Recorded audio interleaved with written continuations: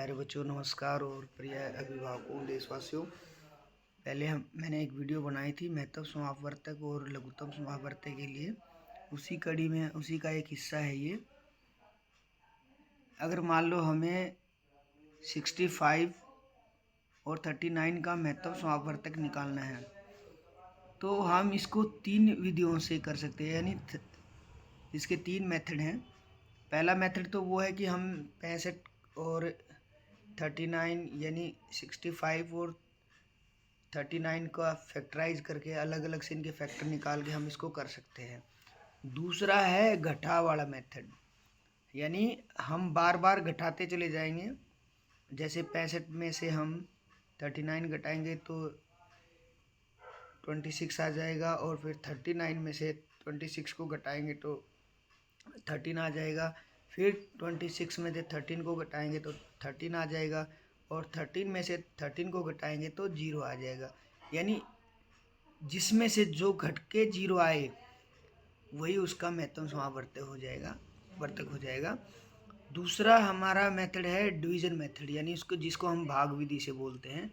भाग विधि में आपको पता है कि बड़ी संख्या को भाग करना होता है छोटी संख्या से, और जो रेस्ट हो रहता है यानी जो रिमाइंडर रहता है बार बार उसी से हम डिवाइड करते चले जाते हैं, और जब तक शून्य शेष नहीं आता तब तक हम उसको डिवाइड करते हैं, और जब शून्य शेष आ जाता है तो वो HCF माना जाता है। ये इसमें हमारे कुछ क्वेश्चंस हैं, आप इनको समझ सकते हैं। अच्छा, ये क्वेश्चन है, मैंने कई बार देखा है कि एस्टेट और सीटेट के या हम कंपटीशन लेवल की जब तैयारी करते हैं तो उनमें ये क्वेश्चन आता है।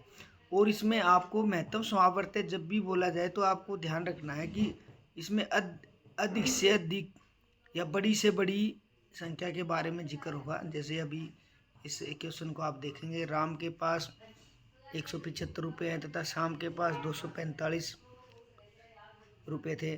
दोनों ने एक ही प्रकार की कुर्सियाँ खरीदी। यदि प्रत्येक ने अपनी सारी धनराशि को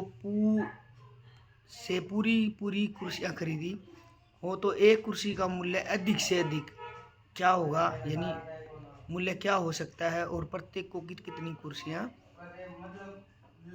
खरीदी है किसने।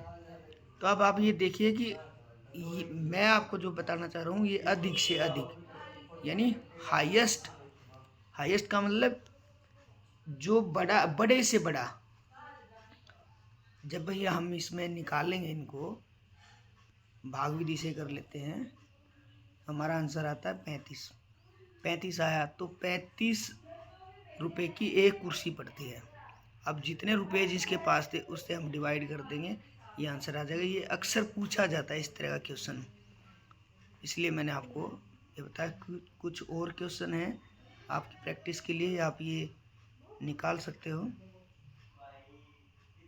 ये देखिए, एक बात आपको लगेगी, वह बड़ी से बड़ी संख्या बताइए जिसमें 1305, 2349 और 1827 को भाग करने पर शून्य शेष बचे। इसी मेथड से आप इसको करोगे। 3 मित्रों ने गेहूं की बोरियां बेचकर क्रमशः इतने रुपए प्राप्त किए। यदि प्रत्येक को गेहूं की बोरी का समान मूल्य मिला हो तो बताओ बोरी का अधिक से अधिक। मैं आपको क्या समझाने की कोशिश कर रहा हूँ, अधिक से अधिक, बड़ी से बड़ी।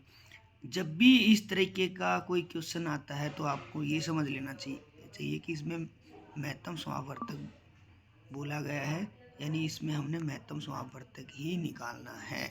तो वीडियो कैसी लगी, अच्छी लगी तो लाइक और शेयर करना, और अगर कुछ सुधार की गुंजाइश है तो मुझे ज़रूर बताना ताकि मैं सुधार कर सकूं।